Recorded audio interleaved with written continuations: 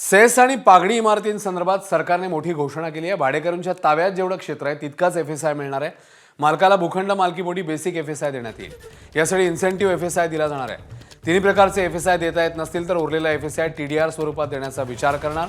उपमुख्यमंत्री एकनाथ शिंदेंनी ही माहिती दिली आहे। भाडेकरू व घर मालकांमध्ये अनेक खटले लघु न्यायालयामध्ये कोर्टामध्ये प्रलंबित आहेत। त्यामुळे पागडी इमारतीच्या पुनर्विकासाला अल्प प्रतिसाद मिळतो आहे आणि त्यामुळे पागडी इमारतींचा सुयोग्य व न्याय्य पुनर्विकास गरजेचा आहे।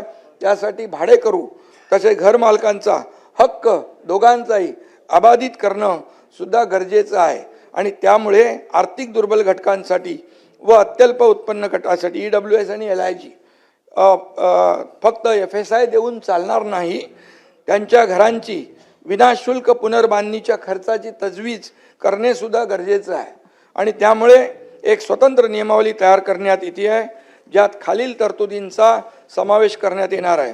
भाडेकरूंच्या ताब्यातील घरांचे जेवढे क्षेत्रफळ आहे, भाडेकरूंच्या ताब्यातलं घरांचं जेवढं क्षेत्रफळ आहे तेवढा एफएसआय देय करणे आणि त्याचबरोबर मालकांना भूखंडाच्या मालकीपोटी बेसिक एफएसआय देय करणे। एबीपी माझा, उघडा डोळे बघा नीट।